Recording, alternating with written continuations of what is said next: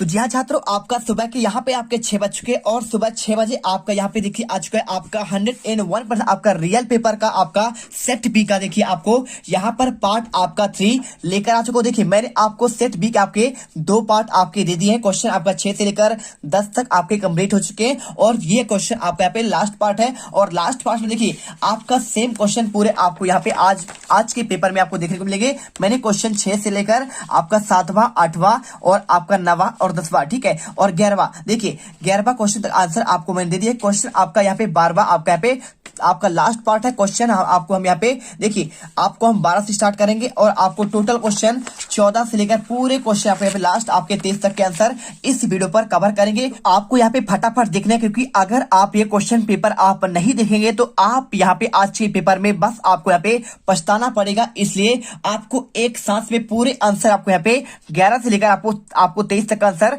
दे रहा हूं। जल्दी जल्दी यहाँ पे देखिए और आज के पेपर में धूम मचा दीजिए, गर्दा मचा दीजिए। तो देखिए आपको इसका आंसर आपको यहाँ मिल जाएगा। देखिए क्वेश्चन आपका सेम दिया गया है, आपका राष्ट्रीय आय का क्या अर्थ है आपको लिखना है। देखिए आपको यहाँ पे आपको लिखना है क्वेश्चन आपको यहाँ पे देखिए राष्ट्रीय आय का अर्थ आपको लिखना है, एक देश की राष्ट्रीय आय का अर्थ है साधारणतः एक वर्ष में उत्पादित आपका समस्त वस्तुओं और उसकी सेवाओं का मूल्य का योग होता है। यानी क्या होता है, एक वर्ष में जितने भी आपका यहाँ पे आप सामान उत्पादित करते हैं, पूरा देश की बात कर रहे हैं, तो उनका आपको सेवाओं का समस्त सेवाओं का योग अगर जोड़ दिया जाए तो आपका हो जाएगा राष्ट्रीय आय। ठीक है, आप महीने में आपके पूरा परिवार कितना कमाता है वही तो वैसे ही तो आपको कुल योग निकाल लेना है।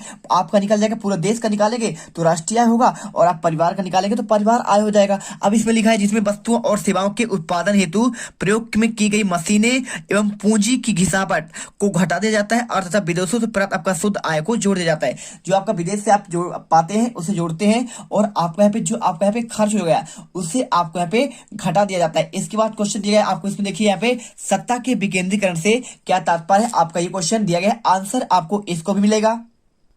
तो यहां पर देखिए आपको आंसर आपको लिखना है। देखिए सत्ता का बंटवारा, सत्ता का आपका विकेंद्रीकरण कहलाता है। यानी क्या करते हैं, सत्ता यदि आप यहाँ पे बांट दें, आपको कुछ राज्य, देखिए मध्य प्रदेश राज्य हो गया, आपका उड़ीसा राज्य हो गया, तो इनका आपका यहाँ पे इनका आपको कुछ रूल्स आपके नियम है और आपका इनका बंटवारा आपका अलग अलग है। ठीक है, कुछ शक्तियां आपको यहाँ पे राज्य को मिलती है, कुछ शक्तियां आपको यहाँ पे केंद्र को मिलती है। तो आपको जब केंद्र और सरकार शक्तियां लेकर स्थानीय सरकारों को दी जाती है तो इसे आपका सत्ता का आपका विकेंद्रीकरण कहते हैं। और एक क्वेश्चन और आपका लिखा है, देखिए आपको तालिका में संघीय सूची, राज्य सूची और आपका संवर्ती सूची वाले आपको यहाँ पे छाट कर लिखना है। तो संघीय सूची में आता है, देखिए रक्षा आता है। एक क्वेश्चन और बच गया, अगर क्वेश्चन पूछा गया आपको संघीय सूची के आपको 3 आपके यहाँ पे आप नाम लिखिए, तो रक्षा, बैंकिंग और संचार। संघीय मतलब यहाँ पे आपका राज्य में भी शामिल रहेगा और आपका केंद्र में भी। और राज्य सूची आपका ये राज्य का अधिकार होता है। देखिए जैसे आपका पुलिस की बात करें तो क्या आपका होता है, केंद्रीय पुलिस नहीं होता है, उसमें आपका होता है आपका यहाँ पे एमपी पुलिस होता है, यूपी पुलिस होता है, महाराष्ट्र पुलिस होता है, आपने फिल्मों में देखा होगा। और कृषि आपका देखिए आपको यहाँ पे एमपी की सरकार कृषि के लिए अलग आपका रूल्स तय करती है,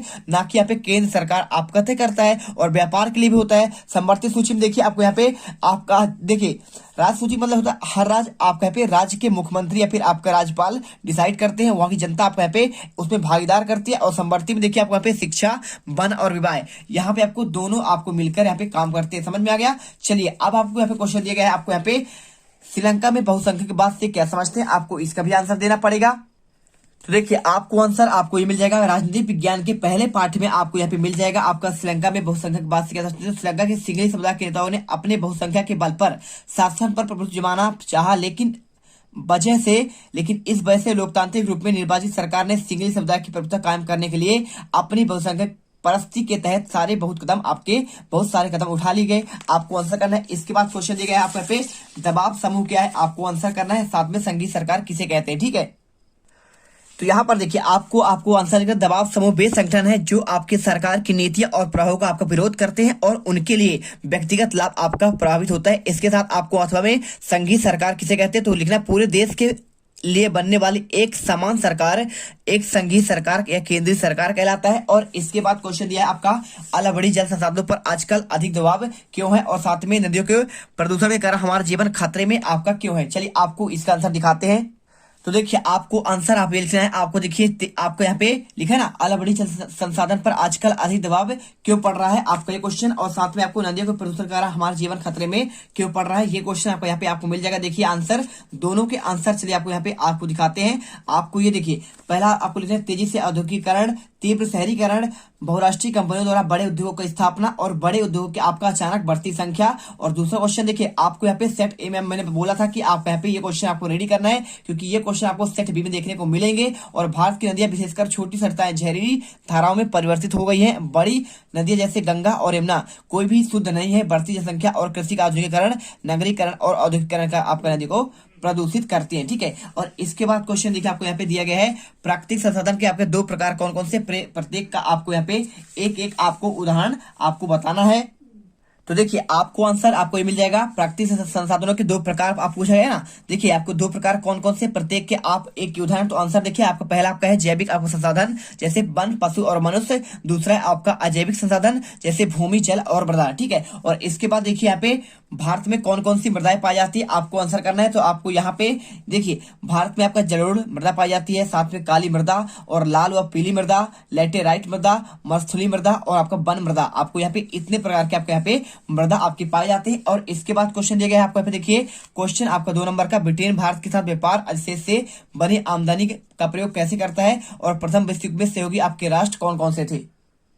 तो देखिए आपको आंसर लिखना पड़ेगा, ब्रिटेन के व्यापार से जो आपका शेष हासिल होता है उसे तथाकथित देशी खर्च का निपटारा होता है। और उसके तहत ब्रितानी अफसरों और व्यापारियों द्वारा आपके अपने घर में भेजी गई निजी रकम, भारतीय बाहरी कर्जों और ब्याज पर भारत में काम कर चुके ब्रितानी अफसरों की पेंशन आपका शामिल है। आपको आंसर याद करना पड़ेगा। साथ में आपको यहाँ पे क्वेश्चन दिया गया है प्रथम विश्व युद्ध में आपको सहयोगी राष्ट्र कौन कौन से, आंसर आपको यहाँ पे मिल जाएगा। देखिए प्रथम विश्व युद्ध के समय पहले ब्रिटेन, फ्रांस और रूस आपके यहाँ पे क्या है, आपके सहयोगी राष्ट्र थे जो प्रथम विश्व युद्ध में आपका एक साथ लड़े और बाद में अमेरिका भी इनके साथ हो गया। ठीक है, और इसके साथ आप यहाँ पे वीटो का क्या अर्थ है आप पढ़ लेना है। आपको वीटो देखिए इस अधिकार के सहारे एक ही सदस्य की असहमति के किसी भी प्रस्ताव को खारिज करने का अधिकार बन जाता है। ठीक है, क्या होता है यदि आपको यहाँ पे इस अधिकार के सहारे एक ही सदस्य की आपके असहमति किसी प्रकार का प्रस्ताव खारिज हो जाए, तो यदि एक आपका जैसे आपका चीन है, ठीक है, तो चीन आपका यहाँ पे उसने मना कर दे तो आपको यहाँ पे आपका यहाँ पे खारिज हो जाएगा। भारत अगर चाहे कोई चीज पास कराना है यहाँ पे संयुक्त राष्ट्र संघ में, तो आपका यहाँ पे वीटो प्रभाव से आपका यहाँ पे उसे खारिज किया जा सकता है। चलिए अब इसके बाद देखिए क्वेश्चन आपका दिया गया है, क्वेश्चन आपका 18वां क्या दिया है, वन और वन्य जीव संरक्षण में सहयोगी रीति रिवाज पर आपको एक निबंध लिखना है। आपको इसके आंसर चलिए आपको दिखा देते हैं।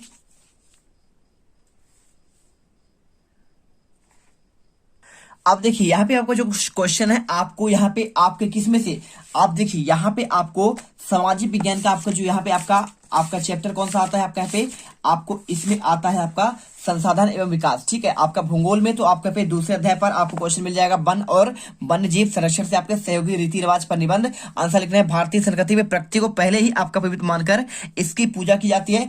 जनजातीय क्षेत्रों में यह प्रथा आपका अधिक व्याप्त है। अनेक रीति रिवाज के कारण बहुत से वन क्षेत्र अपने कौमार के रूप में आपको विद्यमान है और वनों में स्थानीय लोग व स्वयं वनों को हानि पहुंचाते हैं, ना ही वे किसी को आपको हानि पहुंचाते हैं। उड़ीसा और बिहार में जनजातियां शादियों के मौके पर इमली और आम की पूजा करती हैं। उत्तर भारत एवं पश्चिमी क्षेत्रों में शादियों के समय आपके आम की पूजा की जाती है और इन क्षेत्रों में पीपल तथा बट वृक्ष को पवित्र मानकर इनकी पूजा की जाती है। साथ में आपको वनों का देखिए अथवा क्वेश्चन वनों का संरक्षण क्यों आवश्यक है, आंसर याद करना है आपको। दैनिक जीवन में पूर्ति और प्राकृतिक संतुलन के लिए आपको वनों का संरक्षण आपका अनिवार्य है। हम दैनिक जीवन में लकड़ी का उपयोग खूब करते हैं। वन एक आपका राष्ट्रीय क्षमता है और हमारा औद्योगिक विकास होता है तथा हमारा जीवन स्तर भी आपका ऊंचा होता है। हमारे देश में वनों का क्षेत्रफल लगभग सीमित है।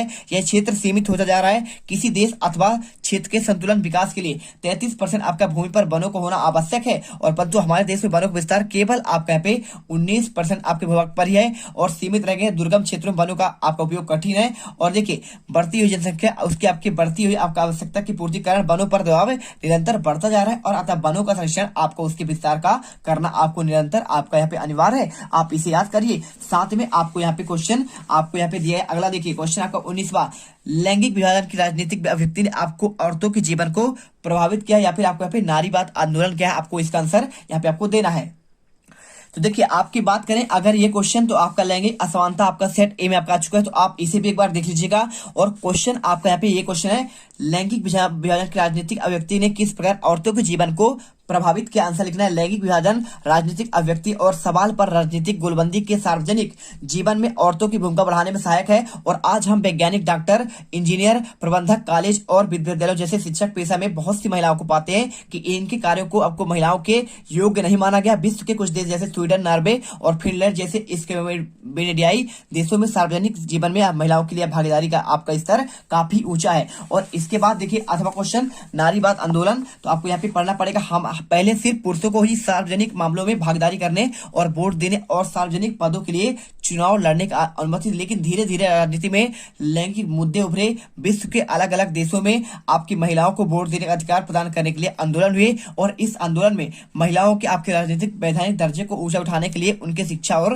रोजगार के अवसर बढ़ाने की मांग को आपको मूलगामी बदलाव मांग करने के बारे में आंदोलन ने औरतों के व्यक्तिगत और पारिवारिक जीवन में आपकी बराबरी की मांग उठाई और इन आंदोलनों को आपका नारीवादी आंदोलन कहा जाता है। आप इसे अच्छे से याद कर लीजिएगा। साथ में आपको यहाँ पे क्वेश्चन आपका ए में आया था, देखिए जातिवाद ने भारतीय लोकतंत्र को किस प्रकार आपका प्रभावित किया। आप आंसर एक बार देख लीजिएगा। क्वेश्चन देखिए 20वां, वस्तु विनिमय की कठिनाइयों की व्याख्या कीजिए और मुद्रा से क्या अभिप्राय है। आपको मुद्रा के प्राचीन और आधुनिक रूपों में अंतर आपको बताना है। चलिए आपको यहाँ पे आंसर दोनों को दिखाते हैं। देखिए तो देखिए आपको 3 नंबर क्वेश्चन आपको यहाँ पे लघुत्तरीय क्वेश्चन आपका लास्ट वाला मुद्रा और साख में आपको यहाँ पे इकोनॉमिक्स का क्वेश्चन है। आपको वस्तु विनिमय की कठिनाई की व्याख्या करना है। पहले देखिए पहला पॉइंट आपका लिखा है, दो इच्छाओं के एकीकरण का अभाव। वस्तु विनिमय की सबसे बड़ी समस्या दो ऐसे व्यक्तियों का विलय है जिन्हें एक दूसरे की वस्तु की आवश्यकता हो। और दूसरा मूल माप का अभाव। वस्तु विनिमय की समस्या वस्तु के मूल मापन का अभाव है, ठीक है। और इसके अलावा संग्रहण की समस्या, वस्तु विनिमय के अंतर्गत क्रय शक्ति का संग्रह भविष्य के लिए आपका नहीं किया जा सकता। इसके बाद देखिए क्वेश्चन लिखा है, मुद्रा का आपका क्या अभिप्राय है और इसके मुद्रा के प्राचीन और आधुनिक रूपों को आपको याद करना है। देखिए एक क्वेश्चन आपको यहाँ पे ये वाला याद कर लेना है, मुद्रा के वर्गीकरण। आपका सेट ए में एक क्वेश्चन आया हुआ है, मुद्रा, पूर्ण मुद्रा, प्रतिनिधि पूर्ण मुद्रा और आपका साख मुद्रा। आप इसे एक बार देख लीजिएगा, बस आपको वीडियो में आपको एक बार देख लेना है, क्योंकि अगर क्वेश्चन आपको यहाँ पे आपको नजर पर आ जाते हैं तो वो क्वेश्चन आपको ऑलरेडी यहाँ पे आपको समझ में आ जाता है और आप लिख पाते हैं, ठीक है। ग्रामीण क्षेत्रों में सस्ते ऋण का प्रमुख आपका स्रोत क्या है। आप एक बार ये क्वेश्चन भी आप देख लीजिएगा। और इसके साथ देखिए क्वेश्चन आपका यहाँ पे आपका जो क्वेश्चन आया हुआ है आपका यहाँ पे ये वाला है, मुद्रा से क्या अभिप्राय है, मुद्रा के प्राचीन और आधुनिक रूपों में आपके अंतर बताएं। देखिए मुद्रा ऐसी चीज है जो सौदे में विनिमय का माध्यम बन सकती है। प्राचीन काल में तरह तरह के मुद्रा का आपका प्रयोग किया जाता है, जैसे अनाज तथा पशु। इसके बाद सोना, चांदी और आपके तांबे जैसे धातुओं के सिक्कों का प्रचलन हुआ। आधुनिक मुद्रा में रोजमर्रा के प्रयोग की आपकी चीजें न होकर करेंसी, कागज और नोट आपके सिक्के शामिल है। आप अच्छे से याद करिएगा। और साथ में आपको यहाँ पे मुद्रा के आपका विनिमय के माध्यम का आपको व्याख्या करना, आपको एक बार इसे देख लीजिए, है ना। आपको ये क्वेश्चन आपको देखना चाहिए। और बांग्लादेश के ग्रामीण बैंक के आपको यहाँ पे टिप्पणी, आपका ये क्वेश्चन आपके बहुत इंपॉर्टेंट है आपके वार्षिक पेपर के लिए, आप इन्हें पढ़ लीजिएगा। इसके बाद क्वेश्चन देखिए आपको यहाँ पे आपका 21वां, नवीकरणीय और आपका अनवीकरणीय संसाधनों में आपको अंतर स्पष्ट करना है और स्वामित्व के आधार पर संसाधनों पर विभिन्न प्रकार आपको वर्णन करना है। और देखिए आज के पेपर में आपको यहाँ पे सेट ए और सेट बी में आपको ये क्वेश्चन आपको देखने को मिलेगा। एटीएम क्या है, आप इसे एक बार पढ़ लीजिए। तो एटीएम का है एक ऐसी व्यवस्था जिससे जो कभी भी पैसे निकाल सकते हैं। इसका कार्ड प्लास्टिक का बना होता है और इसमें धातु की एक आपका चिप लगी होती है जिस पर बैंक अकाउंट संबंधित आपके विवरण दर्ज होते हैं। एटीएम एक दिन में एक निश्चित धनराशि ही निकाली जा सकती है, आपको यहाँ पे पढ़ लेना है। और देखिए केंद्रीय बैंक से क्या समझते हैं, तो केंद्रीय बैंक देश का आपका राष्ट्रीय बैंक होता है। यह बैंक अन्य बैंकों से भिन्न होता है और इस बैंक का कार्य देश की बैंकिंग प्रणाली को व्यवस्थित सुसंगठित करने के लिए आपको प्रयोग किया जाता है, ठीक है। चलिए आपको क्वेश्चन पहले आपको यहाँ पे 21वां दिखाते हैं। तो देखिए आपको ये रहा आंसर आपका नवीकरणीय और आपका अनवीकरणीय आपका संसाधनों में अंतर। देखिए वे संसाधन जिन्हें भौतिक, रासायनिक और यांत्रिक प्रक्रियाओं द्वारा आपका नवीकृत या आपका पुनः उत्पन्न किया जा सकता है। जैसे देखिए सूर्य के प्रकाश की बात करें और वायु यानी हवा की बात करें और आपका यहाँ पे ऐसी संसाधन जो आपके पुनः आपका प्रयोग हो सके उन्हें कहते हैं नवीकरणीय। आपका देखिए ये योग अथवा पुनः पूर्ति योग संसाधन कहलाता है। जैसे आपका सौर ऊर्जा, पवन ऊर्जा, जल ऊर्जा, जल को आप बार बार उपयोग कर सकते हैं और बिजली उत्पन्न कर सकते हैं, ठीक है। और वन और अपन जीवन, ठीक है। आपको यहाँ पे करना है अनवीकरणीय क्या होता है, इन संसाधनों का विकास आपका लंबे एक भूवैज्ञानिक अंतराल में होता है। खनिज और जीवाश्म इस प्रकार के आपके संसाधन के उदाहरण जैसे कि कोयला एक बार खत्म हो गया तो आप उसे दोबारा यूज नहीं कर पाओगे, है ना। जल जाता है, पेट्रोल हो गया, डीजल हो गया। आपको यहाँ पे कुछ आपके अनवीकरणीय संसाधन कहलाते हैं। और आप यहाँ पे क्वेश्चन देखिए मृदा अपरदन पर आपको संक्षेप टिप्पणी और आपका एजेंडा 21 क्या है, आपको ये क्वेश्चन भी आपको यहाँ पे देख लेना, जिससे आपको यहाँ पे आज के पेपर में अगर क्वेश्चन आपका कुछ आपका चेंज होता है तो ये क्वेश्चन आपके बिल्कुल आपके यहाँ पे डायरेक्टली आपको देखने को मिलेंगे। आप यहाँ पे देख लीजिएगा, ठीक है। चलिए इसके बाद क्वेश्चन दिया गया आपको यहाँ पे स्वामित्व के आधार पर संसाधनों के प्रकार का वर्णन, आपको आंसर ये मिल जाएगा। देखिए आपको आपको ये वाला क्वेश्चन है, देख लीजिए। स्वामित्व के आधार पर आपको संसाधनों का वर्णन, आपको यहाँ पे क्वेश्चन आपको जो दिया गया है, आपको 4 नंबर वाले क्वेश्चन स्टार्ट होते हैं यहाँ से, है ना। तो आपको यहाँ पे 4 नंबर के हिसाब से देखिए, आपको यहाँ पे स्वामित्व के आधार पर आपको संसाधन कौन कौन से है, आपका व्यक्तिगत संसाधन, सामुदायिक संसाधन और आपका राष्ट्रीय संसाधन और आपके यहाँ पे अंतर्राष्ट्रीय संसाधन, ठीक है। तो व्यक्तिगत पढ़ लीजिएगा। लिखा है संसाधन निजी व्यक्तियों के आपके स्वामित्व होते हैं। बहुत से किसानों के पास आपका सरकार द्वारा आवंटित भूमि है, जिसके बदले सरकार को लगान चुकाते हैं। गांव में भूमि के स्वामी, शहरों में भूखंडों के मालिक और घर आपको यहाँ पे देखिए, यहाँ पे संपत्ति के बाद बाग, चारागाह, तालाब और कुओं का आपका जल संसाधन आदि इस संसाधन का उदाहरण है। समुदाय में देखिए क्या होता है, वे संसाधन जो आपके समुदाय के सदस्यों को उपलब्ध होते हैं। जैसे पूरा गांव को देखिए क्या क्या, भूमि, शमशान घाट, भूमि और तालाब आपको होता है गांव में, सार्वजनिक पार्क होता है, पिकनिक स्थल होता है, खेल के मैदान, ये आपके सबके लिए होते हैं। तो आपके क्या होते हैं, आपके सामुदायिक होते हैं, यानी समाज के लिए होते हैं, पूरे गाँव के लिए, राष्ट्रीय संसाधन पूरे देश के लिए। देखिए कौन कौन से, देखिए तो देखिए तकनीकी तौर पर देश में पाए जाने वाले आपके सभी संसाधन आपके राष्ट्रीय होते हैं। आपको यहाँ पे देखिए कौन कौन से, देखिए जैसे आपका जल संसाधन, आपका वन जीव संसाधन, आपका राष्ट्रीय उद्यान की बात करें, राष्ट्रीय अभ्यारण्य की बात करें, ये आपके सभी उसी के अंदर आते हैं। और इसके बाद देखिए आपको यहाँ पे अंतरराष्ट्रीय स्तर क्या होता है, जो पूरे विश्व का आपका अंतर आता है। देखिए जैसे महासागर हो गया, है ना, तो महासागर आपका जैसे हिंद महासागर, और आपका यहाँ पे कौन कौन सा है, प्रशांत महासागर, ये आपके यहाँ पे अंतरराष्ट्रीय संसाधन कहलाते हैं। आप पढ़ लीजिएगा। इसके साथ आपको यहाँ पे मृदा अपरदन को रोकने का आपको उपाय भी आपको एक बार पढ़ लीजिए। देखिए मृदा अपरदन मतलब क्या होता है, भूमि का कटाव होता है। तो भूमि कटाव के लिए आपको यहाँ पे पेड़ आपको ज्यादा से ज्यादा आपको नहीं, देखिए पेड़ों को नहीं काटना चाहिए, पहली बात। और दूसरी बात, आपको यहाँ पे ढाल वाली भूमि पर सोपान बनाने से आपको सीढ़ीदार खेती आपको करना चाहिए। साथ में आपको यहाँ पे खेतों को तारों को लगाकर रक्षक मेखला बनाकर हवा की गति को आपको कम करता है, आपको यहाँ पे ये क्वेश्चन। और नदियों पर बांध बनाकर और पशु चारे पर प्रतिबंध लगाकर मृदा अपरदन रोका जा सकता है। अब लास्ट क्वेश्चन देखिए, आपको यहाँ पे 21 हो गया। आपका यहाँ पे 22वां क्वेश्चन देखिए क्या लिखा है, आपको यहाँ पे लिखा है काली मृदा और आपका लैटराइट मृदा में आपको अंतर, बांगर और आपको खादर में 4 अंतर आपको बताना है। चलिए आपको आंसर दिखा देते हैं।